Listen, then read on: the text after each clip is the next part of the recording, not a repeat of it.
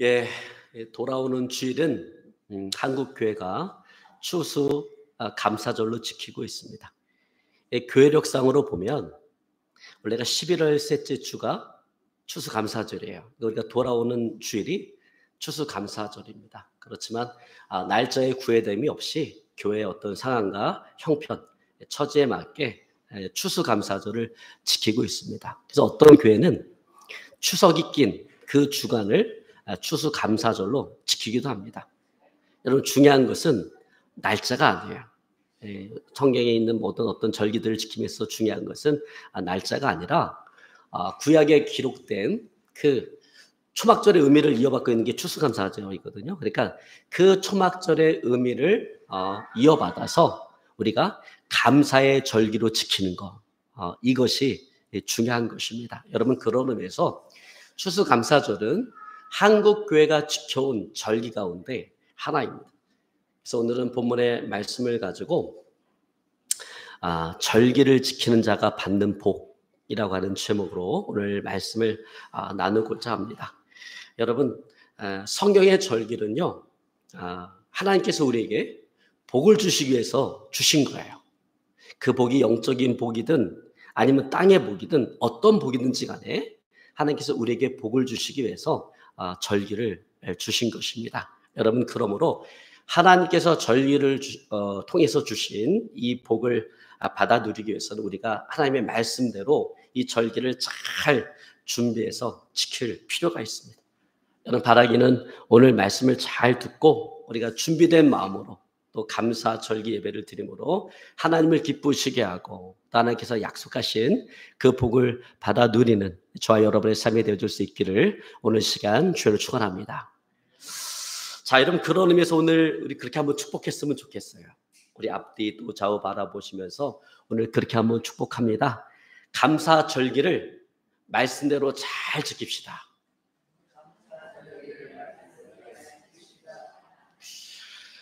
아멘. 여러분, 추수감사절은 말 그대로 추수할 곡식을 주신 것에 대해서 우리가 하나님 앞에 감사하는 절기입니다. 여러분, 그러므로 이 절기를 지킬 때 중요한 것은 뭐냐면 감사하는 마음으로 지켜야 된다라는 거예요. 예, 감사의 절기니까. 감사의 절기를 지키면서 마음 감사함이 없다? 그럼 잘못 지키는 거죠. 그러니까 우리가 이 추수 감사절을 지킬 때 감사하는 마음으로 지켜야 되고 또한 그 감사를 표현함으로 지켜야 된다라는 거예요. 마음으로 감사하는 것이 아니라 그것을 표현함으로 지켜야 된다. 왜? 표현되지 않는 감사는 진정한 감사라고 할 수가 없기 때문에 그렇습니다. 여러분, 그런 의미에서 먼저 우리가 감사하는 마음으로 우리가 한 주간을 보내고 우리가 추수감사 주일을 맞이했으면 좋겠습니다. 여러분, 15절 말씀 가운데도 보면 너는 이래 동안 내 하나님 여호와 앞에 절기를 지키고 이렇게 이야기합니다. 네, 그거 아니에요. 여기 보면 이래 동안, 이래가 몇이에요? 7일이잖아요, 7일. 그래서 이스라엘 백성들은 감사하는 마음으로 7일 동안 절기를 지켰습니다. 그러므로 저와 여러분, 우리 역시 한 주간 동안 우리가 하나님 앞에 감사해야 되는 그 감사의 이유를 찾고 또 하나님 앞에 그 감사를 고백하면서 그동안 우리가 잊어버렸던 그 감사를 회복하는 시간으로 보내시기를 주로 축원합니다. 그러면 정말 하나님께서 기뻐하시는 그런 추수 감사절이 될 것입니다. 여러분, 그러므로 돌아오는 한 주간 동안을 내가 감사해야 될 그 이유를 한번 찾아보세요. 여러분, 우리가 감사의 절기를 맞이해서 이런 기회를 갖는 것은 대단히 중요한 것이다라고 저는 생각을 합니다. 왜냐하면 우리는 항상 마땅히 감사해야 됨에도 불구하고 그 감사를 잊고 살아올 때가 너무나 많기 때문에 그래요. 여러분, 그리고 자리에서 일어날 때 한번 하나님 앞에 그렇게 감사해 보세요. 하나님, 오늘도 나에게 생명 주시고 건강 주시고 이 복된 하루 허락하시니 감사합니다. 여러분, 우리는 오늘 나에게 생명 있고 건강 있고 이 하루가 주어졌다는 것에 대해서 사람들이 당연하게 생각해요. 당연하게 생각하니까 감사할 줄을 몰라요. 절대로 당연한 게 아니다라는 거예요. 여러분, 이게 왜 당연한 거예요? 오늘 자고 내일 아침에 내가 못 깨어날 수 있잖아요. 갑자기 심장마비 올 수 있잖아요. 어떻게 될 수도 있잖아요, 우리가. 그러니까 이게 감사한 거예요. 그래서 하루를 일어날 때 이렇게 감사의 고백으로 하루를 시작하시기 바랍니다. 그리고 하루를 살아가고 내가 잠자리에 들 때도 하나님 앞에 그렇게 감사했어요. 하나님, 오늘 하루도 우리 가족 무탈하게 이렇게 지켜주시고 붙들어 주시니 감사합니다. 오늘 이 밤도 평안한 밤 될 수 있도록 붙들어 주시고 내일도 오늘과 같은 복된 하루가 되어질 수 있도록 인도하여 주시옵소서. 여러분 그렇게 여러분 감사의 기도를 하고 잠자리에 드세요. 그러면요 그 밤이 평안하고 매일매일이 감사하며 여러분 행복할 것입니다. 여러분 믿으실 줄 축원합니다. 여러분 대한민국을 찬양했던 인도의 시인 타고르는 이런 말을 했어요. 감사의 분량이 행복의 분량이다. 그 사람이 감사하는 만큼 행복하다라는 거예요. 그러니까 행복이라고 하는 것은 감사로부터 온다라는 것입니다. 그러니까 여러분 정말 내가 행복하고 싶다면 우리가 행복하고 싶다면 없는 거, 부족한 거, 잃어버린 것을 바라보면서 우리가 원망불평할 것이 아니라 하찮아 보이는 내 삶의 가장 작은 것에서부터 우리가 감사를 찾아야 된다는 거예요. 근데 여러분 이런 삶의 태도가 너무나 중요해요. 왜? 삶을 대하는 우리의 그 태도가 우리의 운명을 결정하기 때문에 그렇습니다. 여러분 그런 의미에서 행복한 사람이 되길 원한다면 먼저 우리는 감사의 사람으로 준비가 되어져야 되는 거예요. 여러분 그러므로 무엇보다 먼저 추수감사절을 맞이하기 전에 작은 것에서부터 우리가 감사를 회복하고 또 하나님께 감사를 고백하는 그런 한 주간으로 여러분 보낼 수 있기를 오늘 시간 주로 축원합니다. 자, 두 번째로 우리가 이 감사절기를 지킴에 있어서 중요한 것은 하나님의 약속을 믿어야 된다는 거예요. 여러분 하나님은요 어떤 일을 행할 때 어떤 역사를 행하시고 기적을 행할 때 뭘 보시는가? 믿음을 보세요. 믿음을 보시고 행하는 거예요. 믿음이 없으면 아무 일도 일어나지 않아요. 그러나 믿음이 있으면 반드시 하나님의 역사, 기적이 그 가운데 나타나는 거예요. 그래서 히브리서 11장 6절에 보면 히브리서 기자가 이렇게 이야기합니다. 믿음이 없이는 기쁘시게 못하나니 하나님께 나가는 자는 반드시 그가 계신 것과 그가 자기를 찾는 자들에게 상 주시는 이심을 믿어야 할지니라 했어요. 그럼 여러분 우리는 항상 하나님을 믿어야 되고 하나님의 약속을 믿어야 되는 것입니다. 그래야 하나님을 기쁘시게 할 수 있어요. 그리고 하나님을 기쁘시게 할 때 응답이 있는 거예요. 기적이 나타나는 거예요. 말사가 형통한 것입니다. 여러분 그러므로 이 감사의 절기를 주신 그 하나님과 또 감사의 절기를 통해서 우리에게 주신 그 하나님의 약속을 여러분 믿으시기를 오늘 시간 주로 축원합니다. 자 그렇다면 여러분 감사의 절기를 통해서 그럼 하나님께서 우리에게 해주신 약속이 무엇인가? 왜 하나님은 이스라엘 백성들에게 이 감사의 절기를 주셨는가라고 하는 거예요. 여러분 그것은 가나안의 저주를 물리치고 그들에게 물질의 축복을 주시기 위해서인 것입니다. 하나님이 이스라엘 백성들에게 적과 꿀이 흐르는 그 가나안 땅을 약속하셨어요. 이스라엘 백성들은 그 약속을 믿고 애굽에서 나왔는데 그들을 기다리고 있는 현실은 너무나도 힘들고 어려운 현실이었습니다.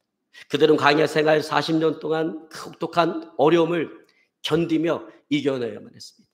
광야 생활 40년 하면서 혹독한 훈련과 연단을 받으면서 영적으로 보면 이스라엘 백성들은 영적으로는 부유한 자가 되어졌어요. 왜?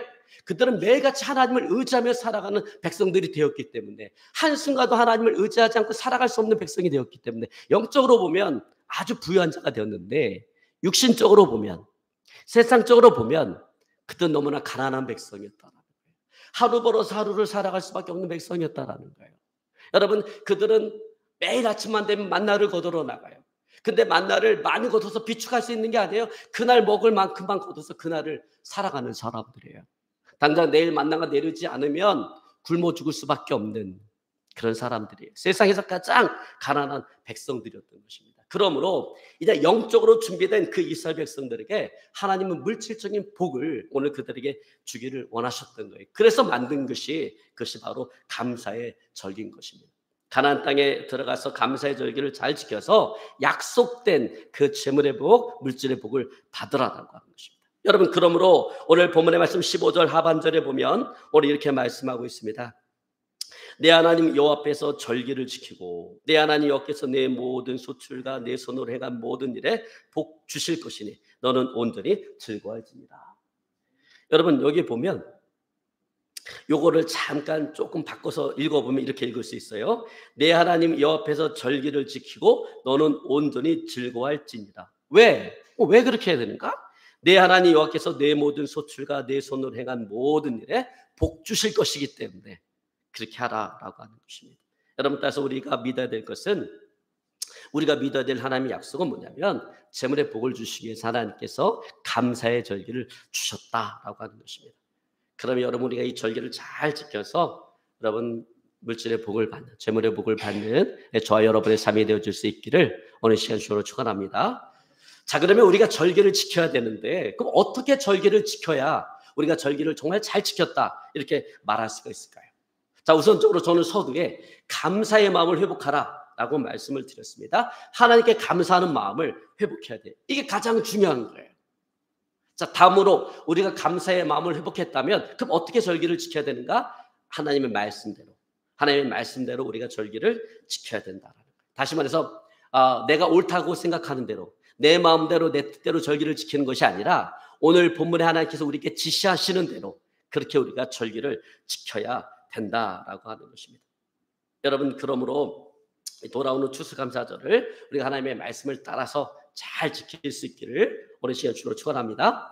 자, 여러분 그런 의미에서 우리 14절 말씀 우리 함께 읽습니다.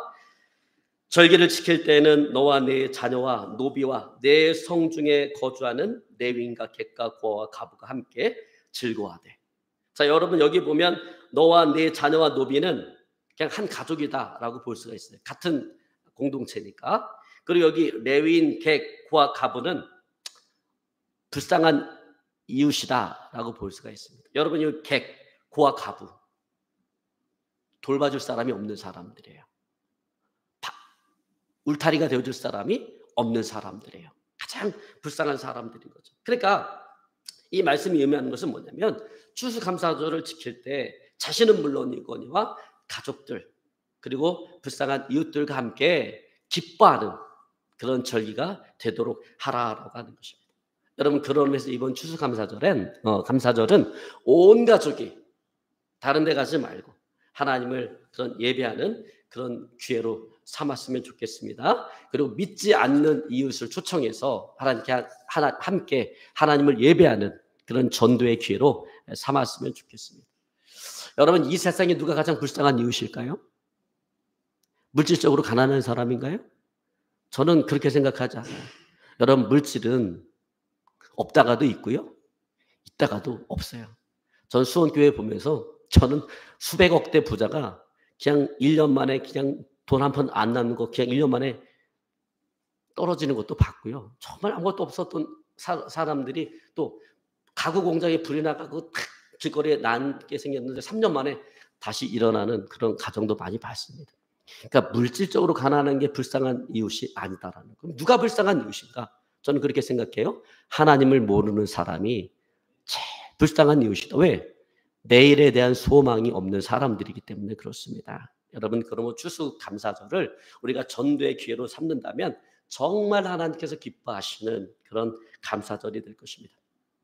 여러분 그러므로 앞으로 한 주간 동안 전도 대상자가 있다면 한번 정성을 한번 쏟아보시기 바라요. 선물도 좀 해주고 또 이렇게 좀 상대방이 생각할 때 좀 부담스러운 식사 있죠. 이거 좀 나한테 이렇게 부담스러운 식사 사주지? 예, 그렇게 생각될 만큼 이 식사 대접도 딱 하면서 나한테 교회 딱 한 번만 가보자 이렇게 해서 한번 데리고 오시기 바랍니다. 여러분 우리가 생각할 때 그 교회 딱 한 번 가는 게 무슨 의미가 있어? 어차피 그날 가고 다음부터 안 갈 텐데 이렇게 생각할지 모르겠지만 절대 그렇잖아요. 여러분 이거 되게 중요한 것입니다.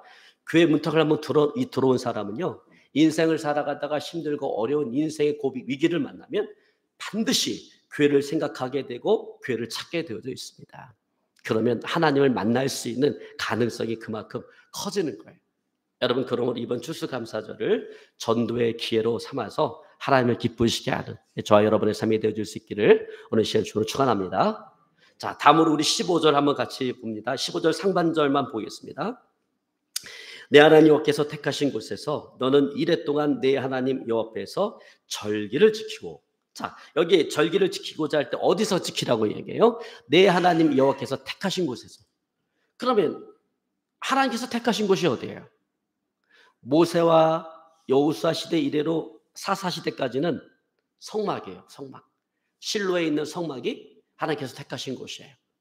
다윗과 솔로몬 왕 이후로 바벨론 포로에 끌려갈 때까지는 어디가 하나님께서 택하신 곳이에요? 솔로몬이 지은 성전, 예루살렘에 있는 그 성전이 하나님께서 택하신 곳이에요. 그럼 오늘날은 하나님께서 택하신 곳이 어디예요? 여러분 바로 교회인 것입니다. 교회가 하나님께서 택하신 곳입니다. 그러므로 여러분 추수감사절에 다른 약속 잡지 마시고 다른 곳에 가지 마시고 온 가족이 하나님을 예배하는 온전한 주일 성수로 드리는 그런 시간 되게 하시기를 오늘 시간 주로 축원합니다. 자, 다음으로 우리 16절로 17절 한번 같이 읽습니다. 너희 가운데 모든 남자는 1년에 3번 곧 무교절과 77절과 초막절에 내 하나님 여호와께서 택하신 곳에서 여호와를 배웁되 빈손으로 여호와를 배우지 말고 각 사람이 내 하나님 여호와께서 주신 복을 따라 그 힘대로 드릴지니라.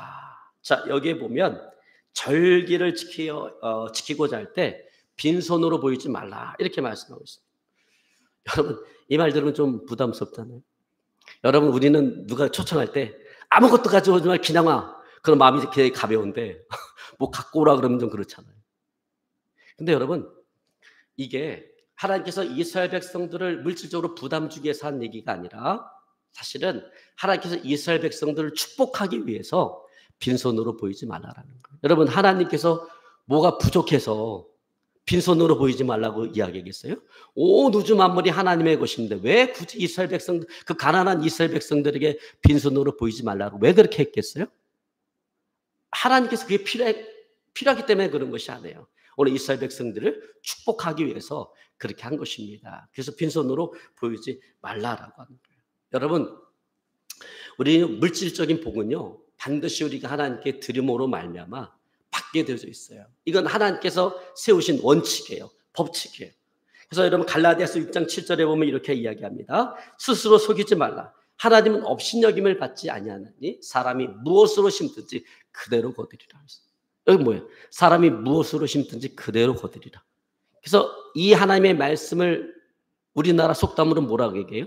콩 심은 데 콩 나고 팥 심은 데 팥 난다. 심는 대로 그대로 걷는다라는 거예요. 그래서 제가 여러분 주일 성수 꼭 가서 이런 얘기 하잖아요. 주일 성수는 예배를 심는 거예요. 하나님 앞에 예배.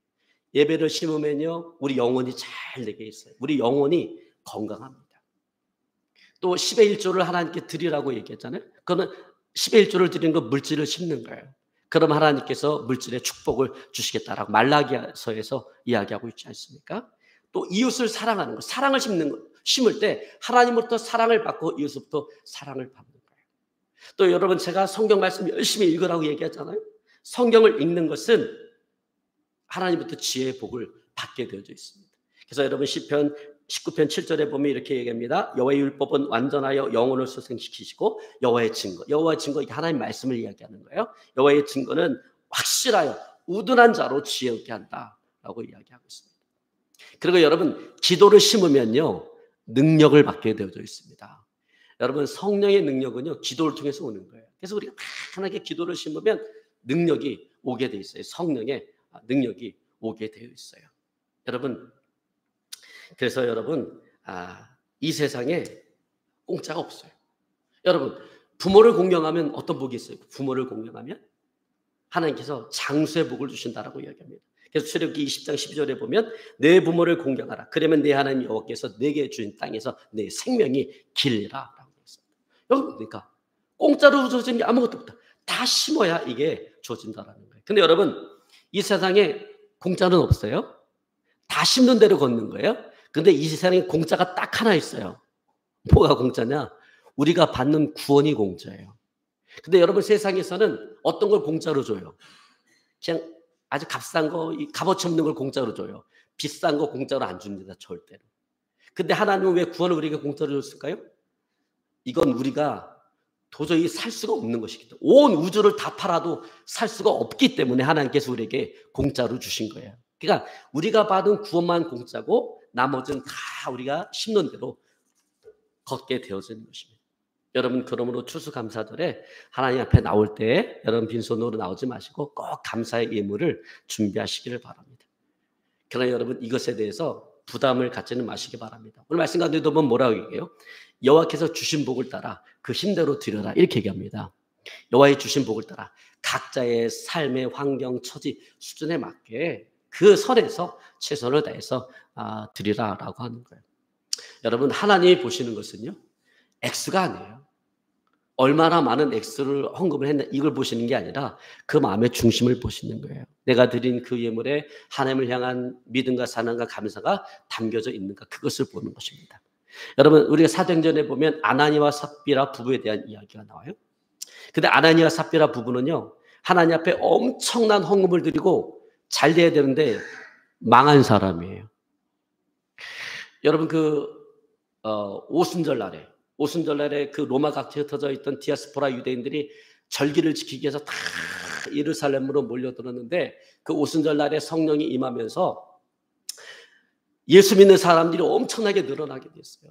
베드로가 설교를 한번 딱 했는데 베드로 설교를 듣고 3,000명이 회개를 하고 예수 믿는 사람이 되었어요. 저한테도 그런 일이 벌어졌으면 좋겠어요. 제가 설교 한 번 했는데 3,000명이 회개하고 예수 믿으면 우리 교회가 갑자기 3,000명 출석교회에 있는 3,000명이 되는 엄청난 대형교회가 되는 건데 어쨌거나 베드로의 설교 듣고 3,000명이 회개를 하고 예수 믿는 사람이 된 거예요. 절기가 끝났으면 돌아가야 되는데 이걸 그냥 돌려보내면 다시 옛날 종교로 돌아갈 것 같아. 예수 믿다가 다시 옛날 종교로 돌아갈 것 같아. 그러니까 사도들이 돌려보낼 수가 없어서 사도들이 그들의 하나님의 말씀을 가르치기 시작한 거예요. 그러다 보니까 오순절을 지키기 위해서 자기네들이 준비한 물질이 다 떨어져 가는 거예요. 근데 더 머물러 있어야 돼. 예루살렘 교회는 돈이 없어. 이 사람들을 다 어떻게 할 돈이 없어. 돈이 들어가잖아요. 먹고 자고 쓸 돈이 들어가잖아요. 그러다 보니까 성도들이 자기네 어떤 그 재산이 있으면 그걸 팔아서 하나님 앞에 드렸던 거예요. 그래서 바나바는 땅을 팔아서 그걸 하나님 앞에 드렸던 거예요. 또 이렇게 얘기하니까 또 이단들은 전 재산을 팔아서 여기다 드려야 된다 그래서 성도들 재산을 다 팔아고 들어오겠는데 사도행전에서 이야기한 거 전 재산 팔았다는 게 아니에요. 여러분 전 재산 팔면 그 사람도 가난해지고 구제의 대상이 돼. 그러니까 자기가 가지고 있는 재산 가운데 일부를 파는 거예요. 누구를 위해서? 그 성도들을 위해서. 그걸 팔아서 갖고 온 거예요. 바나바가. 그러니까 이걸 보니까 아나니아 삽비라 부부도 도전을 받아서 그럼 나도 밭을 팔아서 이걸 하나님께 드려야겠다. 처음에는 좋은 마음으로 그 밭을 팔아서 하나님께 드리려고 했어요. 그래서 여러분 우리 하나님께서 감동을 주면 바로 순종을 해야 돼. 근데 이 밭을 팔았는데 바로 드린 게 아니라 이게 시간이 흘러가다 보니까 마음에 자꾸 아깝다라는 생각이 드는 거예요. 이걸 다 드리기에는 좀 아깝다. 그래갖고 일부를 좀 이렇게 떼서 숨겨놓고 나머지를 드렸어요. 여러분 나머지를 드렸지만 밭을 판 돈이니까 이 나머지가 작은 돈이 아니에요. 엄청나게 큰 돈이에요. 그걸 사도들의 발 앞에 갖다 드린 거예요. 그런데 그들의 예물에는 뭐가 없어요? 그 돈에는 하나님에 향한 믿음과 감사와 사랑이 없고 그냥 아까워하는 마음만 가득한 거예요. 자신의 그 체면을 살리고자 하는 위선적인 마음. 여러분 우리가 하나님 앞에 예물을 드릴 때 그래도 나는 교회 장로인데 그래도 성도들 보는 눈이 있지 이렇게 하는 게 이게 위선적인 헌금이라는 거예요. 헌금을 드리려면 다른 사람 개의치 말고 하나님 바라보고 하나님께 드려야 되는데 이 아나니아 삽비라 부부가 체면을 생각하는 거예요.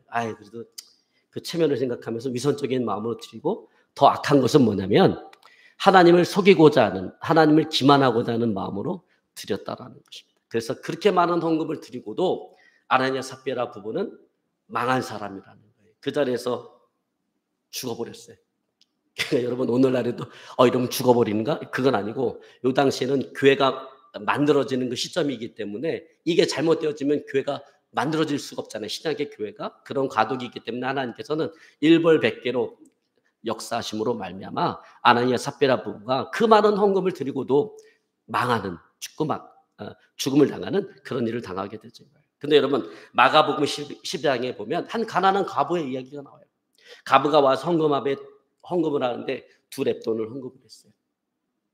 그런데 여러분, 돈의 가치적인 면에서 보면 두 렙돈은요 정말 이 화폐적인 가치가 없는 돈이에요. 이 렙돈이라고 하는 거, 한 렙돈이라고 하는 것은 그리스 화폐 단위에서 가장 작은, 가장 기본이 되는 구리동전이에요. 그러니까 우리나라로 이야기하자면 10원 내지는 100원짜리 동정되는 돈이에요. 그런데 그 당시에 참새 두 마리가 한 아사리온이에요. 근데 한 렙돈은 한 아사리온의 8분의 1에 해당하는 그런 가치를 가지고 있는 돈이에요. 그러니까 가부가 낸 두 렙돈은 참새 한 마리도 살 수 없는 그런 돈이었던 것입니다. 드린 헌금은. 그런데 예수님께서 마가복음 12장 43절에 보면 이 가부를 칭찬하시는데 이렇게 칭찬했어요. 예수께서 제자들을 불러다가 이르시되 내가 진실로 너에게 이르노니 이 가난한 가부는 헌금함에 넣는 모든 사람보다 많이 넣었도다. 이게 이해가 되세요? 아니 두 렙돈을 넣는데 그 안에 넣은 모든 사람보다 많이 넣었대. 그러니까 여기서 우리가 볼 건 뭐냐면 사람의 계산 방법과 하나님의 계산 방법이 다르다라는 거예요. 여러분 사람은 계산 방법 어떻습니까? X가 커야 돼. X가 커야 많이 넣은 거예요. 근데 하나님의 계산 방법은 X가 문제가 아니라 그 마음의 중심이 문제라는 거예요. 그러니까는 가부가 넣은 것은 두 렙돈 넣었는데 하나님 보시기에는 이 가부가 제일 많이 넣었다라고 말씀하시는 것입니다. 그래서 44절에 보면 이렇게 이야기합니다. 그들은 그 풍족한 중에서 넣었거니와 이 가부는 그 가난한 중에서 자기의 모든 소유 곧 생활비 전부를 넣었느니라. 여러분 가부가 생활비 전부를 넣었다라고 하는 것은 그 어떤 의미겠어요? 하나님을 향한 믿음과 사랑과 감사가 없이는 이게 불가능한 것이다라고 하는 것입니다. 여러분 그래서 정말 우리가 중요한 것은 그거예요. 우리가 추수감사절에 하나님 앞에 예물을 드리되 이게 담겨져 있어야 된다. 각자 자기가 처한 삶의 수준, 삶의 상황, 환경에 맞게 하나님을 향한 믿음과 사랑과 감사를 드려서 담아서 드려야 된다는 것입니다. 여러분 그래야 그것이 하나님께서 받으실 만한 예물이 되어지는 거예요. 그래서 제가 늘 말씀드리잖아요. 항상 하나님께 드릴 때는 돈을 드리지 말고 예물을 드려라. 그럼 돈은 뭐고 예물은 뭡니까? 여러분 거기에 하나님 향한 믿음과 감사와 사랑이 담겨져 있으면 아무리 작은 걸 드려도 예물이 되는 거예요. 그러나 아무리 큰 걸 드려도 건에 믿음과 사랑 감사가 담겨져 있지 않으면 그것은 돈인 거예요. 하나님은 돈이 필요하신 분이 아니라 우리 예물이 필요한 것입니다. 여러분 이 세상에서도 마찬가지예요. 제가 해마다 명절이 되어지면 제가 부역자로 몸담았던 수원 모교 목사님께 감사의 이렇게 선물을 드립니다. 이제 그렇게 하는 이유는 우리 교회가 서기까지 여러모로 신경 써주고 도움을 주셨기 때문에 그래요. 그래서 제가 제 삶의 수준에 맞게 제 삶의 수준에서 최선을 다해서 드려요. 그래서 과일을 선물하더라도 뭐 길에서 산 거 시장에서 산 걸로 드리는 게 아니라 꼭 백화점에 가서 백화점에서 산 걸로 드립니다. 근데 제가 백화점에서 산 걸로 드리는 데는 다 이유가 있어요. 물론 길거리나 시장에서 산 게 품질이 더 좋을 수도 있어요. 그러나 그럼에도 불구하고 제가 백화점에서 사서 드리는 이유 뭐냐면 상대방이 이것을 바라볼 때 달리 생각할 수가 있다라는 거예요. 제가 길거리나 시장에서 사서 드리면 상대방은 이 사람이 나를 너무나 쉽고 가볍게 생각하는 거 아닌가? 이런 생각을 가질 수가 있죠. 그런데 여러분 백화점 물건은 어떤 이미지가 강합니까? 고급스럽다라고 하는 이미지가 강하죠. 그러니까 백화점 상품을 드리면 상대방은 이 사람이 나를 되게 귀하게 생각하고 있구나라고 생각을 하게 되죠. 그래서 제가 같은 품질이라 할지라도 가격이 2배, 3배 비싸지만 그래서 부담스럽지만 그래도 제가 그것을 감수하고 백화점에 가서 그걸 구입해서 드립니다. 여러분 그러면 제가 손해를 보는 걸까요?